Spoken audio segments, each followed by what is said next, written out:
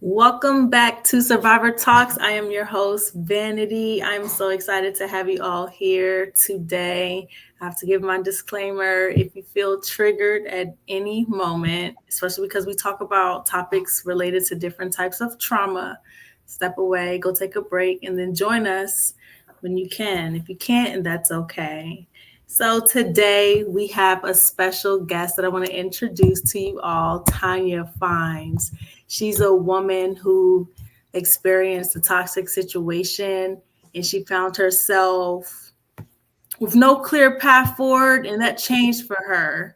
Yeah. Today, she's going to share her story with you so she can inspire you to keep moving forward and share some advice of empowerment. So, give it up for our special guest today, Tonya Fines. Thank you very much. Thank you. Thank you for having me. Thank you for coming on today. So, can you share a little bit about yourself with us today? Sure. So born and raised in Canada, Mhm. you know, average, normal kind of childhood, very involved in things like athletics and dancing and, just a normal life. And then uh, after getting married and having my family, well, I kind of, my whole career started out as a high school teacher. I was always very much involved in health, fitness, and wellness and stuff. So life goes on. I get married. We have a family. I start my own company. And then we decide to sell everything and move to New Zealand. So we did that. Lived in New Zealand for 5 years. Life kind of fell apart. A lot of things happened. My dad got sick. The marriage fell apart. It was kind of one of those moments where, like, if it could go wrong, it did. Everything just kind of blew up. And I remember thinking, like, how am I going to navigate this? So Yeah. anyways, to get everybody back to this side of the world. And I know the marriage is over and done and all of that. And, life goes on and we both meet other people. So I end up in a new marriage and a whole new excitement for a new life. In a new country, I ended up moving from Canada down to Tampa, Florida. My ex-husband, from the Tampa Bay area. And then, yeah, we get married, and within a few months, I realize I'm in a lot of trouble. I'm Uh in a lot oh. of trouble. So today, you all, we're going to talk about domestic violence. It is a topic that a lot of women are in, and even men too. Hmm. Um, Oh yeah, and, and happens then, to men too.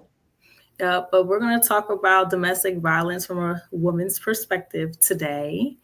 Share more about your story with us. What was some challenging moments in your journey? Well, I mean, what was the most challenging? I guess uh, logistically, like the biggest challenging thing was I was in a new country. I mean, I'm Mm, from Canada to the US. It's not like I was in like a foreign country with a different language and all of that. So at least, I had I could get by. Like I could get along. It wasn't difficult to be here in the US, but I was in a new country, absolutely no family. No wow. family, no like I mean, it was just me. Now, prior to getting married, of course, my husband would know this, and I met his family, met his friends, so I was meeting people. But when I started, after a couple months, when I started to realize that I was in a bad situation, Yeah. I realized I didn't have anybody to go to. Oh, Like I didn't, although I was meeting people, I was very much controlled in his circle. And mhm. when you are in that, when you're in the beginning, and it can the beginning isn't necessarily just this really short phase of a few months. The beginning phase can be for a while because what I've learned is there's a whole, I guess, grooming. There's a whole phase of what happens to get you to be more compliant. Um, Yes. and the other thing was when you say what was the most challenging thing. So I realized, bang, like it was kind of like waking up, like just really, really being really awake all of a sudden after 6 months of kind of not being awake. Mm, Um, and I knew that right there was like, okay, this is going to be a challenge because I don't know it's not like I could pack a bag and go somewhere. I had nobody that I could go to. Um, And because I was still waiting on things like an EAD, like I just started working in a job, so I didn't have a lot of savings, and anything that I was doing, I was, wanting to contribute to the household. But moving from one country to another, having done that twice, takes up Mhm. a lot of your savings. If you've never moved countries, you have no idea the financial undertaking of that. It's absolutely massive. So there was all of that, but I was also struggling with the whole, like, questioning my reality. Like, how did I not know? How did this, like, how could I have? I mean, I'm a university educated woman. I've helped build and grow a couple companies. I kind of like had my shit together. Like, Yeah. how did I end up in a situation where something had happened over time that I wasn't even aware it was happening? That now I'm kind of more awake and aware, and now really feeling a lot of shame Mhm. and embarrassment, because how did I get here? Came from a good family, had a good upbringing, again, educated. Uh, like, there really wasn't, I couldn't go back into my past and be like, well, I was raised by addicts, or I was in the foster system. And not saying that those are failure situations, but it's not like I had something in the past, in my Yeah. childhood or upbringing, that was like, well, that I could logic it to, like, because I was trying to connect dots and I just couldn't connect the dots. And so you kind of, even when I was like, I have to tell somebody in my family, like, I need somebody to know that I'm in trouble and I'm trying to get out. That was very difficult and took a long, long time. And I actually didn't say anything till I was actually out, because it is so, if you're in it, it can feel very Mhm. embarrassing and very shameful. And you want to hide it because you don't want people to be like, well, I Yeah. never told you so, or how could you not know? I remember being that woman, Mhm. being pregnant. I think it was my second child, and being on strict bed rest because I had high risk pregnancy. So I remember sitting on the couch and watching, it was like Dr. Phil or Oprah, one of those. And they had the panel of women that had been cheated on or caught their husbands or whatever. And I Yeah. remember being that woman sitting at home watching this on TV and thinking, how hard is it to pack a suitcase and leave? Like, if it's that bad, if Yeah. this is what's happening, if you're not being disrespected, if you're not being respected, if you're being abused, whatever is going on in that home that you're not okay with, after, some of them it was only a few months, some was like years. I'm like, what's wrong with you? Pack a bag and leave. But until you're in it, you Yeah. have no idea how difficult it is, not because it's hard to do, but the situation you're in and what you think you need to do, or how the idea that you're ever going to get out of this and be okay, it's too much. So It's Tanya, you're let's frozen. go back a little bit. What happened? Well, I started to notice, and this was again, like, we'd had this lovely, like, I'll call it a courtship, but I had known, we had been friends first. And we had both, he had been, he had been dealing with a divorce and breakup for like a couple of years, and I was, going through mine, and that was all done. But we kind of formed this friendship over like a common thing. We just became each other's sounding boards and stuff. So really, really lovely friendship started. And then after a while, it was, it kind of became like we just clicked so well that there was a connection. So we started the dating. I had made a few trips down here, with work and stuff. I was able to kind of turn trips to Tampa into, work trips.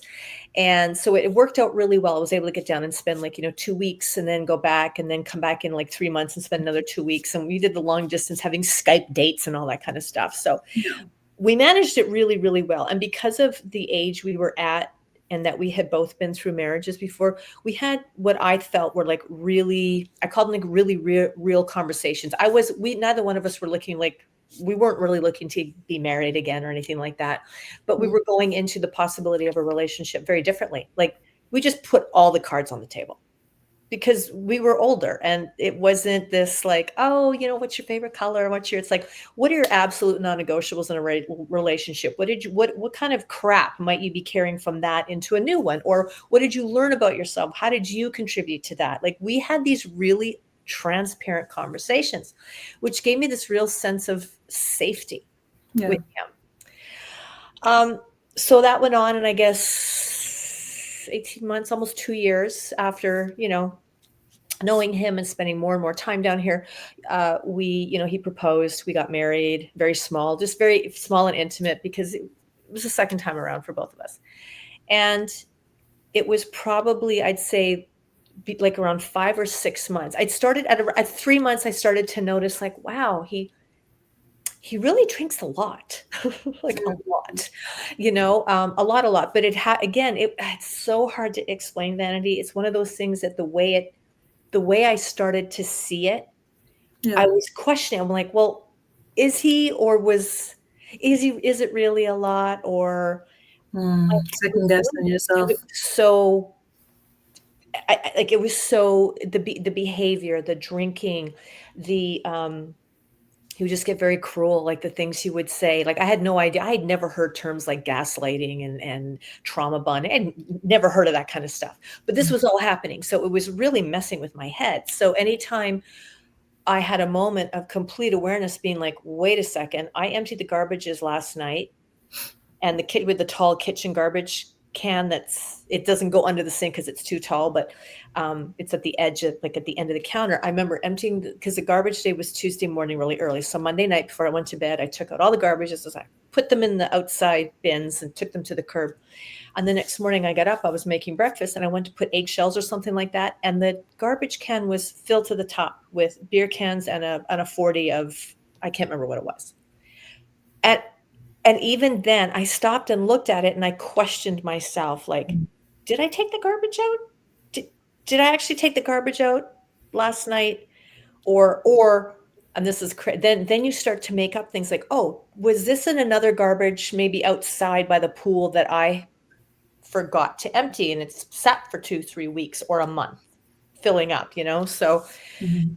that's what started to happen. It started, the evidence of just how bad his addiction was really came to the surface, because now I was married, I was there, you know, um, and I came from a family where, you just, because somebody's sick or might need help, you just don't run away and leave them. This is what a relationship is. You've got to, okay, what are we going to do here? Yeah. It's a team. So, um, a couple times I attempted to bring it up. I got myself into therapy right away, like, because I remember going to my therapist and her saying, "So what brought you here? Why are you here?" And I said, "Well, I need you to fix me." And she said, "Well, what do you mean?" I said, "There's something wrong with me." I said, I met this person. This is what happened. We got married." And I go, all of a sudden, this is happening.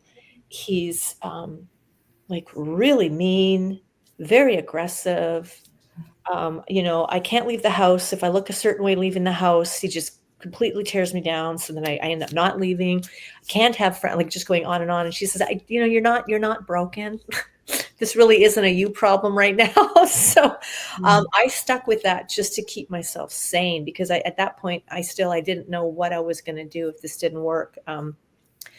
Had 2 interventions for him, nothing stuck.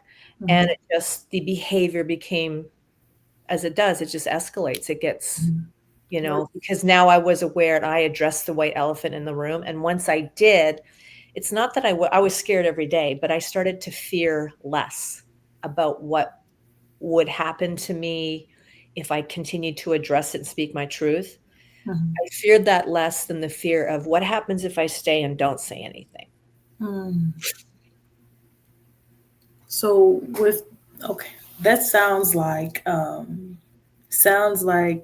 kind of like what you said, like a little bit of grooming in the beginning, right? He Yeah. didn't show his true colors. Was he drinking at all? He When was. I you just didn't met see. him? These are other things. When we did do the first intervention, he did go away for about 3 days.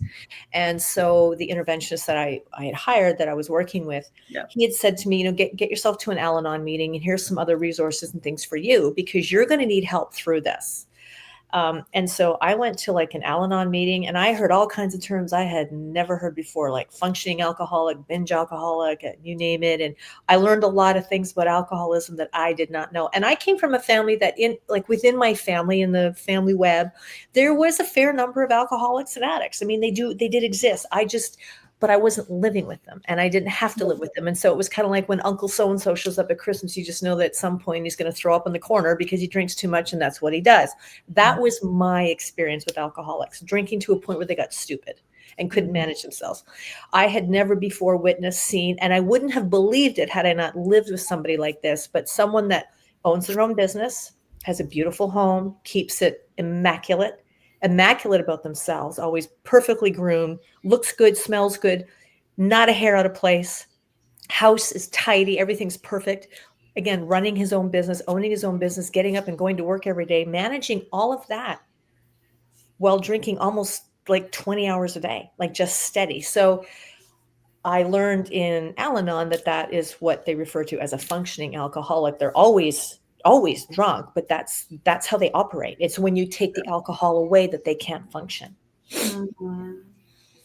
So, what made you, when you went to therapy and she said it's not a you problem, that's a him problem? Yeah. Is that what set you off to finally confront him about his alcohol problem?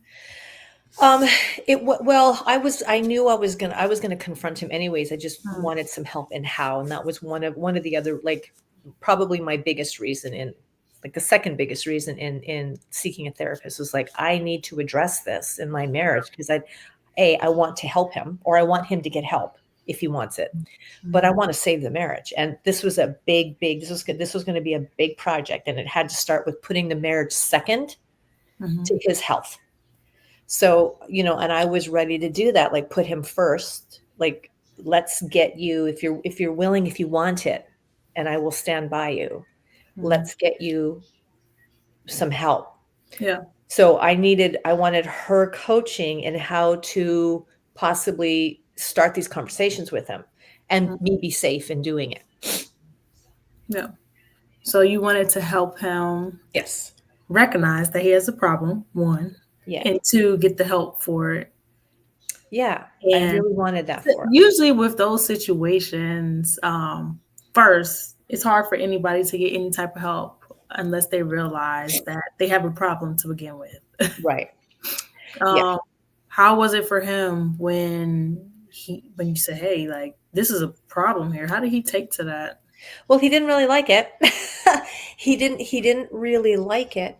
Um, and yeah, he didn't like it, of course, and I don't have a problem. This is you. It's, everything was me. It was me. It was me. It was me.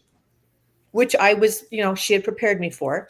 So I let him have his rant, Yeah, and I just went, okay, okay. And then, like a week later, so like the timing was, you kind of had to figure out when you live with an addict, you start to notice patterns of behavior. So you kind of know when it's a good time to ask for things, or a good time to bring up ideas. You know when to be quiet, or when to leave the house and give them space. So I kind of had a pretty good um, sonar in terms of, yeah, this might be a good time to just, and it wasn't like, hey, we need to talk, you're an alcoholic with a drinking problem, we need to get you help. It was a much more kind of like skirting around till finally kind of, this is why I'm asking these questions, this is where the conversation is leading, this is what I'm noticing that, and at that point he couldn't, I mean, because he wasn't hiding it yeah, anymore. So mhm, the evidence was there. I didn't have to go looking for evidence. It was every morning the trash cans were full. It yeah, was what came in the door at the end of a workday, and that it would be gone, within 2 yeah, days. So he couldn't hide it. Um, he didn't like it. And when we had the first intervention, I will give him credit. He handled that like a real like because you come home and boom, there's people in your house, and you kind of know, you kind of know something's up, right? But he sat, and he took it all in, and I really think, I do, to this day, I believe that he wanted and wants the help, but I also believe he doesn't really understand mhm, that it is like, it's a problem, because it has, I mean, it has affected a lot of things in his yeah, life. We're no longer married. I mean, only until recently we started sort of communicating again. He'd reached out, and just, he's doing well. And I mean, I always wanted him to do well. I always wanted him to be okay. Um, mhm, but yeah, I believe he wanted to be better, but also mhm, didn't realize or really believes that he has that much of a problem. So, yeah. you know. So with okay, so you ended up moving away from your family and friends from a whole your country to a whole new country that you had no clue about, Mhm. and it was where he's from. Yeah. So and then you discovered that he was a drinker, Yeah. drink alcohol, alcoholic. And did it ever get physical? Yeah. It, again, like these are behaviors that and this is going to sound crazy, and I think maybe probably people that will understand it best are those that have been in it. Mm-hmm. This was not necessarily a violent person. Mm, This is alcohol. mm, This is what alcohol does. It makes people who they aren't. And if you've been drinking for, and he'd been drinking for years. I mean, this wasn't something that began in adulthood for him. mm-hmm. So he'd been drinking from like early teens. Um, has a tolerance level that is just like, I mean, there were times I looked at him and I thought, how on earth is it even humanly possible, biologically possible, Mm-hmm. that you're alive? Like, how can you consume that much alcohol every single day, Mm-hmm. every single day consistently with very little food and operate? Like, that Yeah. blew my mind. But that's just, I mean, alcohol is, it, it really can be a demon. So I Yeah. think, yeah, I believe he wanted to, for me, Mm-hmm. because I know now he has a lot of regret that Yeah. our marriage fell apart. So he's been drinking since teenage years. Hmm. When y'all first got together, did he like pause drinking, or he would Oh drink no, he did. He you definitely but didn't not pause you? it. But he's a terrible. I mean, again, there's all these things. So terrible food behavior. So like maybe we'll eat once a day, and when it is, it's like later in the day. So really, one meal going in, not Mm, much. Alcohol start, and he's not a good sleeper. So he would maybe get somewhere between 2 and 4 hours of sleep a night, and that wasn't like 2 hours or 4 hours. It was like an yeah. hour, then maybe 2 hours, then maybe a half hour. Like, so his sleep patterns were just whacked. I'm the Yeah. kind of girl that 9 o'clock my head hits the pillow. I got to go to bed. I need 8 hours of sleep. So he would drink all night. I didn't see it. I had no idea. I had no idea. Yeah. Um, I also didn't know, because he owned his own business. He was a one man show for a long time. He had his brother working with him until his brother passed away. Um, but so he could sit at work and drink all day. So he was drinking all the time. I just wasn't an audience for it. So Yeah. he didn't pause it or hide it when we were out. Like when he would come home from work, Mm-hmm. he never smelled like alcohol. He was never stumbling. He was never slurring. Usually like a couple nights a week, he would come in the door and we'd head out. There's a little tiki bar down the road from our house that we would like to go to and have a cocktail and watch sunset. I'd have a cocktail. Never Yeah. really paid attention until I started to realize like there's a problem. Noticing that for my wine, he would have four. Mm-hmm. So, yeah. Yeah. I know it's very common too. Coming from relationships or domestic violence involved, um, most of the time, all of all of the time, there's something there. There's a sign there, right? And a lot of the times, people tend to miss it. We miss the signs. Yeah. We miss the red flags that are there, right? And those are some of the things that we have to learn to drop that shame once we start going through that healing process, because there's a shame that comes with, oh, I missed these signs that were there all along. Why did I ignore them? The signs sound like they were there, right, for him. Like in the beginning of the dating, it sounds like they were there.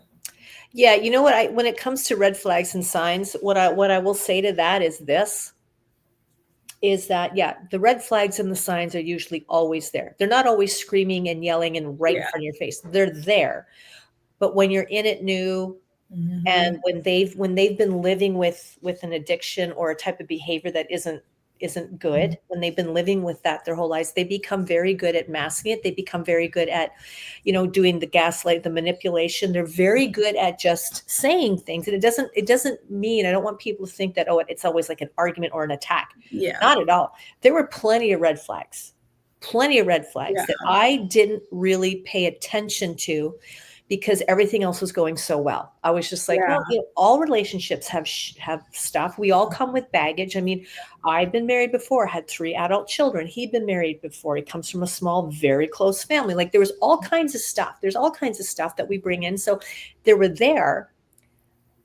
I just they didn't feel like big threats or anything I needed to concern myself with because everything else was going so well. And you Yeah. think, wow, well, we're so good at communicating. Like when something does happen, we're so good at communicating.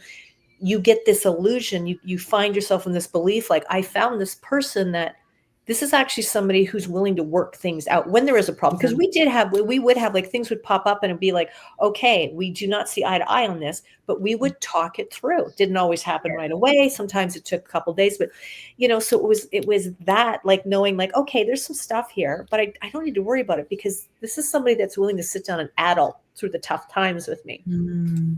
But then again, once they become more comfortable in your presence and you become a little you kind of, I don't want to say, it's not like we become stupid, that's not what happens, but we're like conditioned to how things have slowly changed, Mm. where it's like death by 1,000, what was it, my girlfriend said something the other day, death by like 1,000 bee stings. Like one bee sting might not kill you, 10 might not kill you, but Mm. if an entire swarm come at you and or if you just keep getting stung over and over and over and over and over again, at some point your body just goes, can't, that's it, Yeah. cannot do it. And then there's that thing too, I like to add that there's that excitement of being in a fresh new relationship, Of course. right? And we're all, me Oh, this included, feels on our best good. behavior, right? On our best behavior.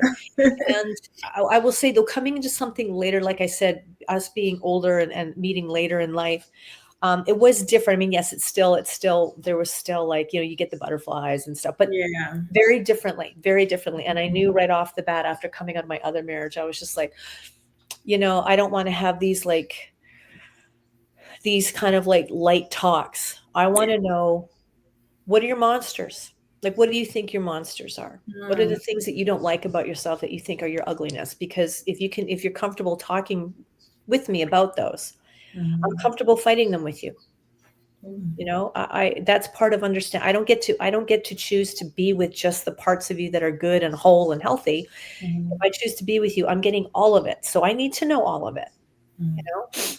And even when, after like with each intervention, the one thing I said to him is, I'm not asking you to wake up tomorrow and be perfect at any of this. Mhm. All I'm asking is, are you willing to make a promise to stick with whatever program, whatever form, whatever it is Mhm. you decide is going to be the best thing to help you? Do you promise to stick with it? And when you fall off the wagon, or when you falter, Mm. that you're just willing to get back up, because I can be with you through that. I don't care if you fall off it a million times between now and our last days on earth. I don't care. I'm just, can you make that promise Yeah. to yourself and in turn to us? Because I can stand beside you and I will hold you up when it's really bad, Mm. only if you're willing to make that promise. So I wasn't asking him, I was just asking him to make a promise to his own recovery. Yeah. And I think that's the thing too. That's part of like also being in that cycle of domestic violence is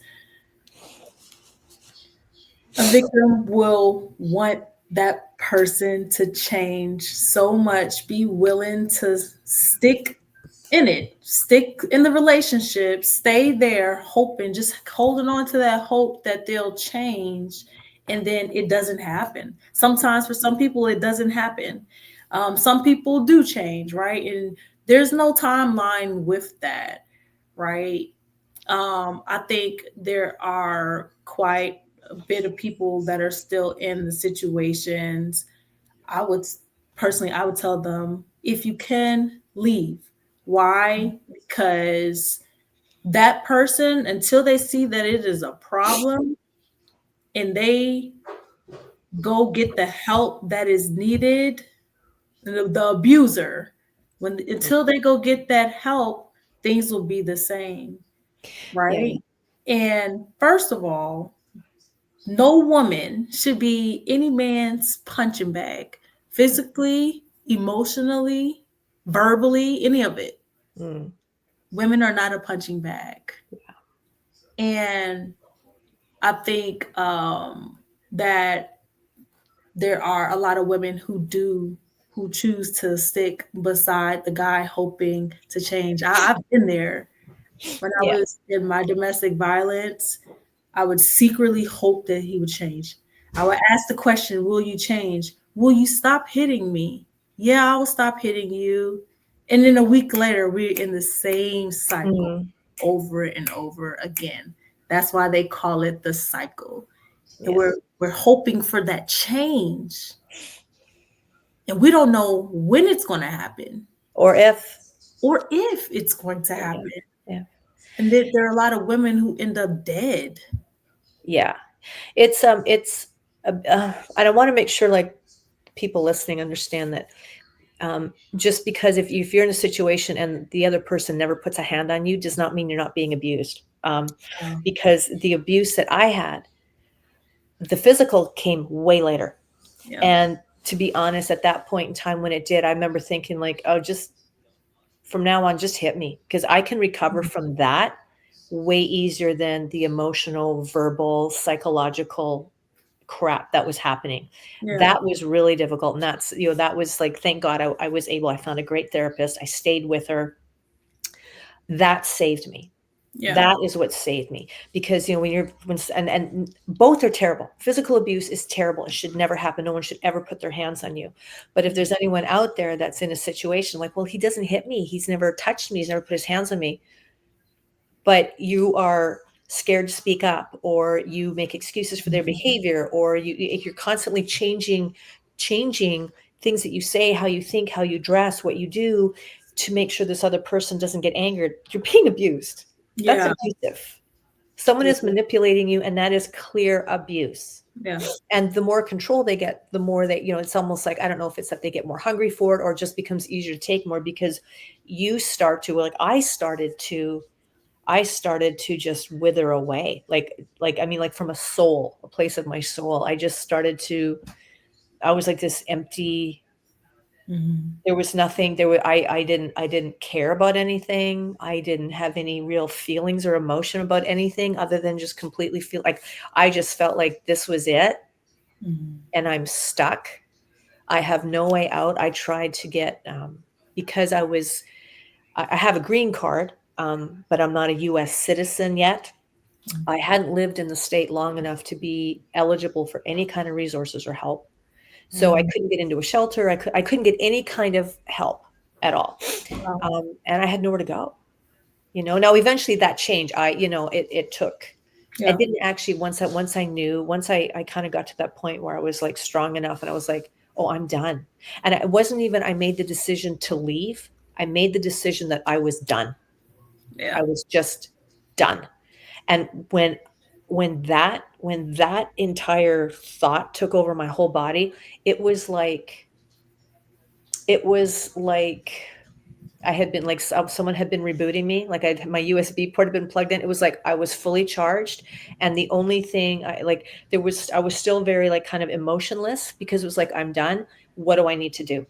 Mm. Here are the things I need to do. How am I going to make these things happen so I can get out in the next 2 weeks? And that's what it was. It was like 10 days later, I was gone.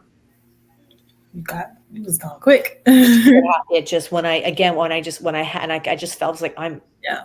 I am done. Yeah. And there was no anger, nothing. It was just I'm done. Yeah. I was very calm. I felt very strong. I felt very powerful. And I just knew I didn't know how, but I knew dog, sorry. I Okay. didn't know how, but I knew that it was going to happen. Yeah. Wow.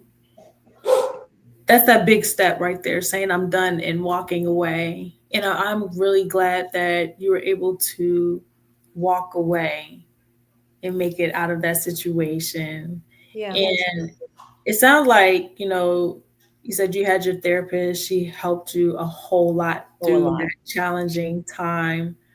Was there anything else that helped you during those times? Yes, actually, I have to. The one person that I did, I got to know her much better after I left, but it was my neighbor across the street. She was a canine officer who had moved into the neighborhood. Probably, I'd say it was probably 8 months to a year. She had been in the house, before I'd left. But I had, I had when she moved into the neighborhood, I remember going over and like introducing myself and welcoming her to the neighborhood and all of that stuff. And I just really liked her. There was something about her. She was just a really super nice woman and loved her dogs, of course. So one day it was after a particularly bad, uh, like Friday, Saturday, or Saturday, bad weekend, because it was a Monday, and she was out. She was always doing something on her house when she wasn't working, which was all the time. She was out doing like bought this house, and it really now it looks like something out of the pages of Architectural Digest. Like she basically redid the whole thing, and it's beautiful. So she would be out there in her garage, cutting wood or doing big like man projects, like Right. rebuilding things and all that. So I just remember I was washing dishes one morning, and I just this thought popped into my head. I'm like, I have nothing to lose here. Mm, I'm going to go talk to her.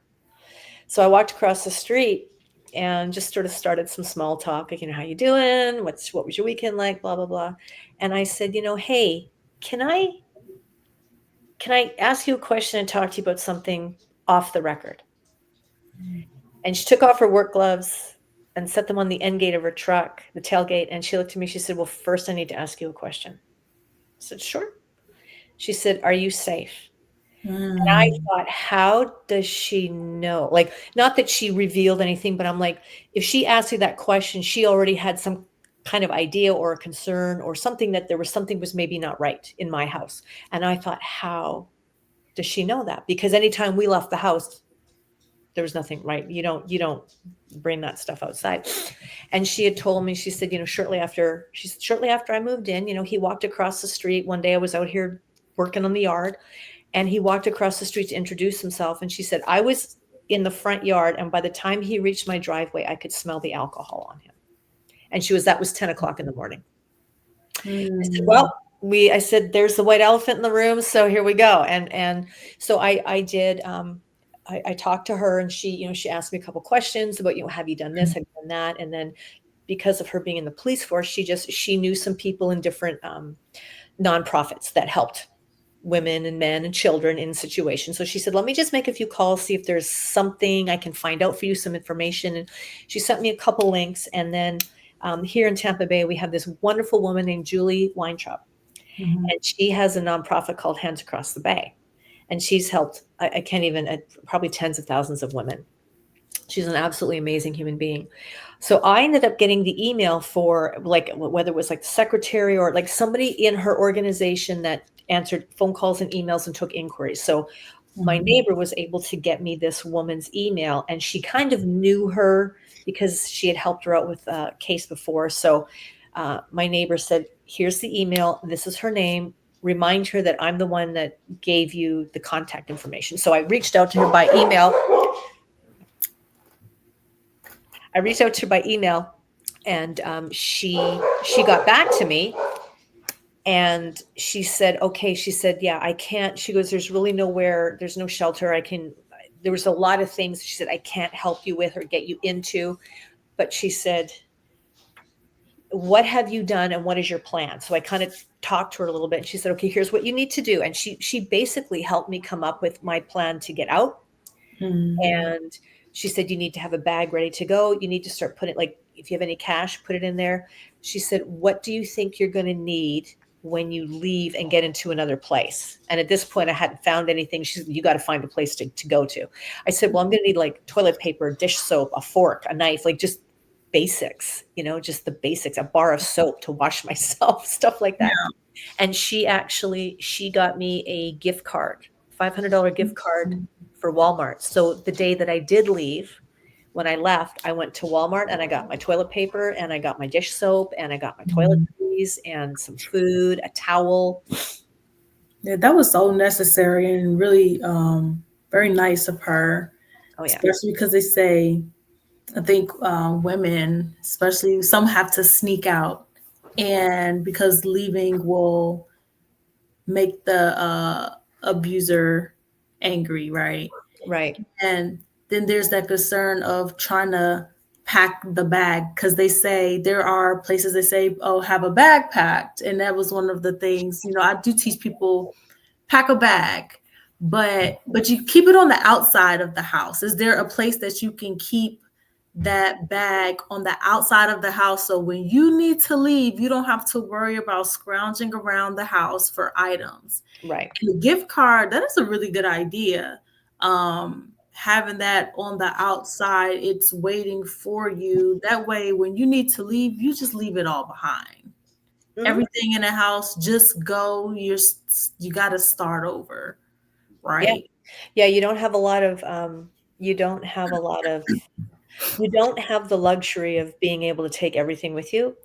Yeah. Um, and you all of a sudden become very, very good at realizing what really like what's really important, what you need to actually Mhm. have with you, because a lot of your stuff can be replaced. And like Yeah. a lot of us have stuff that we don't even, use or look at, and I had just talked to a woman last month who was getting like basically called me. She's like, I'm leaving like now. I'm like, okay. Yeah. And same conversation. I'm like, be very like any important documents, like tax documents, your things like birth certificates, stuff like documents you have to have. I said, a couple outfits because you can always get more clothes. Yeah. But you can't take everything. So things like your documents, probably photos that can't Mhm. be replaced, the things that really cannot be replaced that like what I asked myself was, because I had been doing things I got a storage locker. Mhm. And so when he would be passed out, because when he would pass out, I knew I had his typical pass out time was like 5 hours, sometimes 7, but it was minimum. It was 5 hours. So I knew when he passed out, I had 5 hours to load stuff into his truck and drive it to my storage locker. And I Mhm. did that over the course of a week till I got the Mm. things that I thought, okay, when I do the morning that I do leave, I can't take, because I come from Canada with stuff, so I needed these things safe. So I knew Mhm. all of that stuff was safe. And then when that stuff was in the storage locker and I was getting ready to, like, knowing that, okay, he's going to get up whatever morning, he's going to leave for work. And as soon as he's out the door, I'm up and I'm throwing my stuff, Mhm. whatever I don't want to have destroyed is what's Yeah. coming. And he got up for work. He was usually awake. Well, he never slept very much anyway. So he was, by about 5, he'd start getting ready. You have a couple more drinks. He was out the door at 6:05, and at 6:47, Mhm. the stuff that I knew I needed to have with me and I didn't want destroyed was in the truck, and I was gone. I just Yeah. left. I Um, just left. so you had a plan. I had a plan, and you know what? I really like. I mean, sometimes you, depending on your situation, you might not have a plan. You just might be in the situation, and you might need to just run out the door, Mhm. grab your bag, whether it's outside the house or at a neighbor's or a friend's or at your work. Which I Mhm. highly recommend. If you can keep it at work, great, because you can probably, even if you have to spend a night on a friend's couch or get a hotel room for a night, that the next day at work your Mhm. bag is there and it's safe. Or if you have a friend, somebody that you can trust that is not going to, ever say anything. But you might find yourself in a situation where you don't have the luxury of waiting till the morning or after dinner. Yeah. You have to go now to save your life. Mhm. Go, like, just Yeah. go. Safety. That's the most important part of the all of this, is just safety. If you have to leave it, just leave it behind, because your life is more valuable than even documents. Like, your life is valuable. But if you can make copies of things, make copies, take pictures, scan it Oh to the yeah, email. Things are different now. You can scan stuff to your email and we've all got these. yeah, All of my, like, my driver's license, my social, everything is in a folder on my phone, saved on my phone, yeah. saved on my laptop, saved on my desktop. I've got copies, safe deposit boxes at banks. Like, when you've been through it once, it's sadly is where you kind of learn the skills you need. Yeah. So for anybody that's listening, or if you're listening and you know of somebody, these are some really helpful things, because again, when you're in it, it's very difficult to think of all the things you need to do. because Yeah. you were in such fight or flight mode, or you're probably been used to living in fight or flight for who knows how long, and Yeah. now you're in survivor mode. Mhm. So it's a plan is key if Mhm. if you have the time to formulate one, and I Yeah. did. But if you don't, you just need just go, because you will be okay. You will, it doesn't feel like it, but you will be okay. Just get Yes. out. Yes, exactly. How would you say that your experience shaped how you see yourself now? Hmm. Well, I guess I always felt that I was strong-ish, Mhm. but I have tremendous strength and resilience that I That's never even good. knew I had, you know? Um, yeah, I never realized just how resilient and strong I am. And still, the ability to love hasn't been beaten out of me. So Mm. I still, I mean, I stayed single for a long time Yeah. because I wanted to make sure that I was dealing with my trauma from this relationship, and I didn't want to bring all of that into a new one. But I never lost the, I never, I didn't become a man hater out of this, Mm. which I kind of thought I would, but I still believe that there's really good people in the world that can Yeah. love us properly, but we first have to really love ourselves, because that's what we're going to teach them. The way we are, the way we talk to the way we talk about ourselves, the way we present ourselves, the way we share pieces of our life, ultimately that is becoming somebody else's textbook on the Yeah. things that are important, the things that we need, the things that we love, the things that matter, our victories, our losses, all of that. Mm. Um, and I definitely have a greater sense, or a greater comfort level in putting myself first.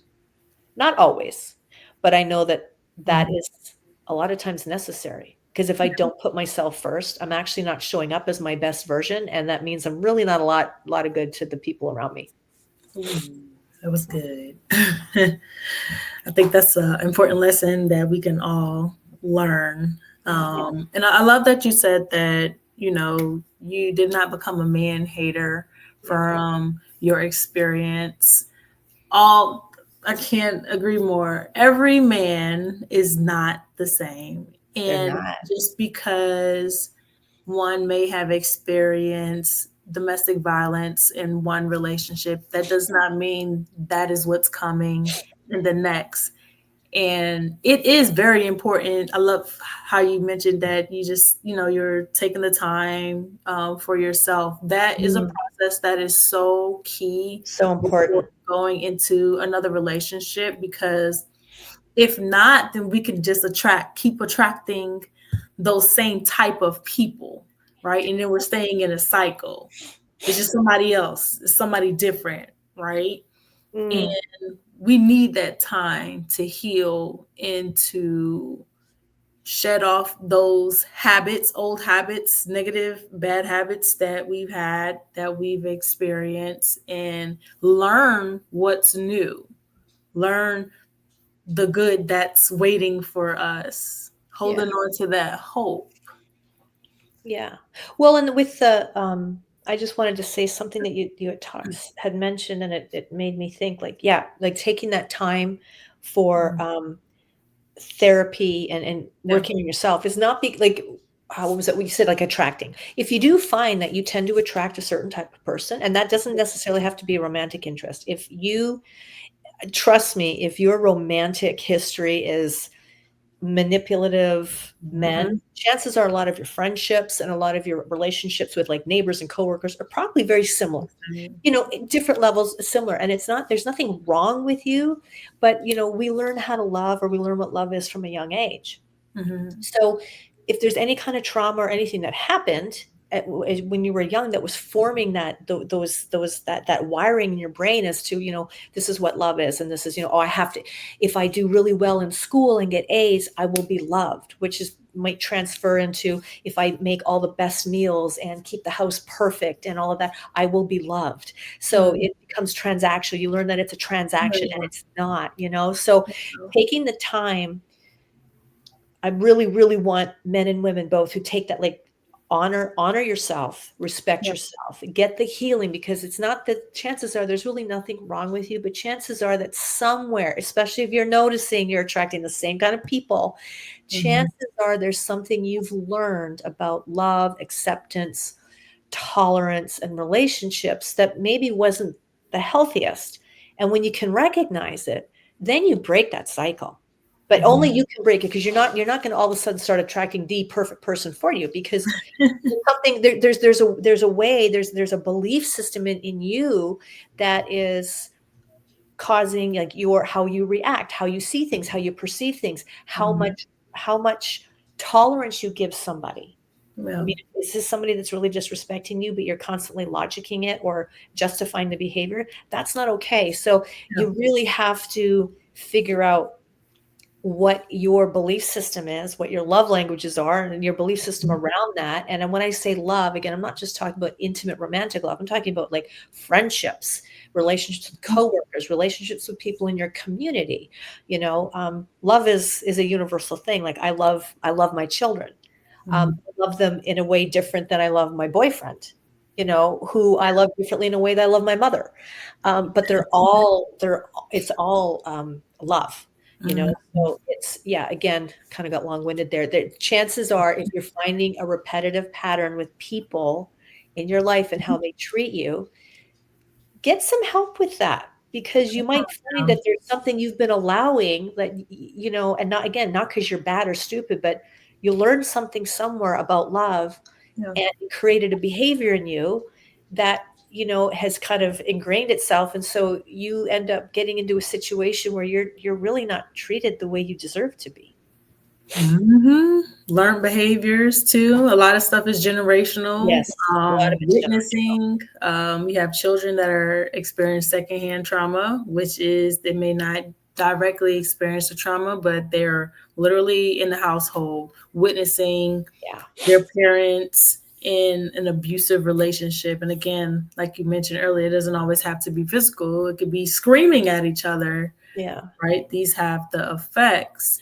Um, it sounds like you really took the steps to go through your process of healing and to rebuild a life that you deserve and that you really want for yourself, right? How would you say sharing your story has impacted your life, or more importantly, the life of others around you? Hmm. Well, I think, first of all, what it did was, when I finally allowed myself to, like, speak about it, like, I wrote a book that, it's not necessarily about this, but it's kind of how that Mhm. actually kind of became the platform or foundation, that why I wrote the book, and Mm. why the book's about social media and networking. So they go together.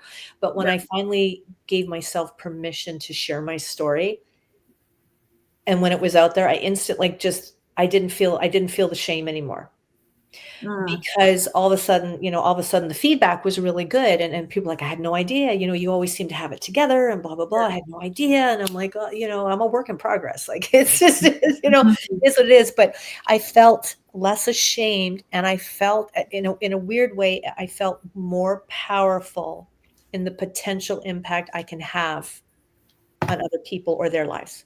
Meaning that, I mean, I'm not a magician. I can't wave a magic wand and make somebody's life perfect. I wish I could. I wish I could be that kind of person that you call me and say, this is what's happening, and I wave a wand and it's all good. Everybody's healed, everybody's happy, everything's wonderful. That would be nice. Mhm. Um, but without the shame, I'll go on podcasts like this and talk about it. I will speak in groups about it. I will probably write more books that will refer to it, because it was a huge turning point and catalyst in my life. Things are going to go one way or the other. At that point in my life, things were going one way or the other. Mhm. And thankfully, I chose what I did, and they're going this way. But if some woman's reading my book or reads a part of it, or she hears me speaking, and all of a sudden she can feel less shame and start reaching out to get help, that would be I don't know that I'll ever know of those things or if they ever happen. I hope that that is a residual effect of all of this. I really do. I hope that, people see me, hear me, and go, "Oh, she really doesn't have it all that together, but this is what this is what she did." Um, because there's nothing fantastic or special about me. I was terrified. I was absolutely terrified, and I think there's something special and fantastic about you. oh, thank you. I think there's that uniqueness in everybody. Everybody has a story to tell, Mm, and it's powerful. And there's power in using our voice. There's power in sharing our testimony because we never know who's going to listen and who's going to hear something within your story that's going to help them be free or help them get out of that domestic violence or help them get out of that marriage that they probably shouldn't have been in the first place or need to run far away from, right? yeah, Helping them move forward in their life. Or you just never know how much your story is going to bring that hope or restore hope to yeah, whoever is hopeless, right? Who's lost hope. Maybe there's somebody who's been in a relationship and it was abusive, and now all men are the same, right? But they hear you yeah, saying that every man is not the same. Let me think about that again. Now I have a new perspective, right? right. Maybe there is a healthy relationship for me. Yeah, And that is the beauty about you sharing your story, right? You just never mm, know who it's going to encourage. I know it encourages me, yeah. right? It's Oh, inspiring, right? We go through all of these trials or life adversity, right? And and we all go through things and we don't have to heal by ourselves. It's also good to know that sometimes that we don't go through these things by ourselves. yeah. There's somebody who can relate and that we can talk to. Mhm. And that's the beauty about life. We don't have to do it by ourselves. Right. I have a when it comes to like misconceptions, right, about survivors, is there a misconception that you would like to challenge?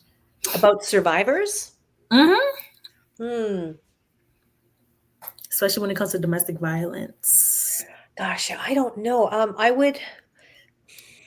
I don't know that I can't think of any like misconception, anything that's coming to mind. And probably if I had, I probably would not have paid attention. Okay. I think when you get into when you have Hmm. when you're ready to accept Mm. that you're in an abusive situation, because that's the first thing that has to happen. It's no different than my ex-husband, like recognizing I have a problem. Okay, now that you recognize it, now we can figure out what are some things you can do. So for the Yeah. person in the relationship, you have to be willing to accept I'm being abused. I'm in an abusive situation. And then um, oh, I guess one misconception Hmm. I think is that they're again thinking of being that woman that's pregnant, sitting on the couch watching Dr. Phil and going, just leave, just pack a bag and leave. Like, you're weak, Yeah. weak-minded. Mm. Stop being the victim. That's none of that is true. And again, all I can say is because it's very, very hard to find the right verbiage. Mhm. And even if I did have like the perfect words, it's still a very difficult thing to share where you can actually feel what that is like, because until you are in that situation, when you are in the middle of the hurricane and the storm, Mhm. there's no handles. Mhm. And what you're trying to do is navigate all of that shrapnel that's flying around, and to not you're just trying to keep yourself as still and as stationary as possible till it loses some of its power. You're just trying to wait till it loses some power so you can catch your breath and brace for the next one. It has nothing to do with being weak or weak-minded or not having a voice, or you've been abused to Yeah. the point that you have lost. You're just surviving, Yeah. just surviving. Really hoping to make it to the next day. Yeah. So you can be on the outside seeing all that and going, how come she can't see that? How come he or she can't see that? Why Mhm. would she go back? What? Why didn't they leave? Yeah. Or why? Or like what happens a lot, because I left twice before I Mhm. left for good. They And come back. that is a very, that's something I really, I want to make sure that we do mention, is that that is incredibly common. That is a very, very common thing. I've talked to women who left 4 times, 7 times, 9 times and came back Mm. before leaving for good. Yeah. It's not, you can, It's not as it easy. looks one way on the outside, but Hmm. I would ask those people listening, please don't ever judge Yeah. that person that's in it, because you really have no idea the torment and the hell that they might be going through at that moment. Yeah. And leaving is just, it's actually, what's that saying? Better the devil you know than the devil you don't.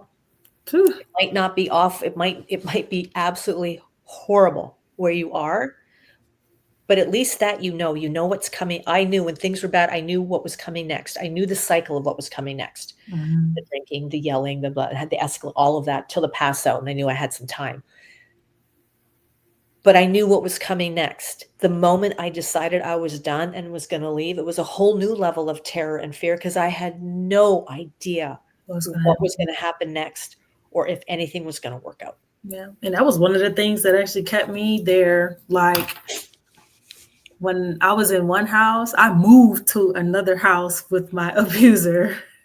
Like we picked up from one house where all of this mess was happening and then moved to another Mhm. house. It's like, why would you even go? Right. And it's just like, I love how you talked about that fear. That fear can be there. I was scared. There's That's a question. very real thing. That's a very How real where am thing, I and gonna live? yeah, Where else am I gonna live? right. Then I'm dependent on this person. How am I gonna survive? That's right. Not right. It's just not really, it's just so much going on in the mind. And it's just like, yes, I think it's very important not to judge, because Yeah, who are we to judge, right? Everybody goes through some issues. We can question anybody's situation. yeah, We're not to judge. I absolutely, love yeah. that. So, where can people connect with you and Well, support I'm you? actually really easy to find. If you type my name into your search bar, you'll find me on Instagram, LinkedIn, and Facebook. Um, Okay. yeah, you can find me, and I'm very easy to get a hold of. Okay. Is there anything that you're working on that you want to share with I'm people? I'm actually working on turning my book into a course. Hey, So working on okay. that right now. So that's the big thing. Yeah. And looking to get some more speaking, doing more speaking, traveling around and speaking like about this topic. So Yes, because you have a story to tell and people need to hear it. yeah. Yeah. Thank you. Well, I want to thank you for coming on here to Survivor Talks to share your story. Very motivating, sharing what you did Mm. to navigate through that process and your healing, and just, really sharing some encouraging and hopeful message with the audience. We're Mm. truly thankful.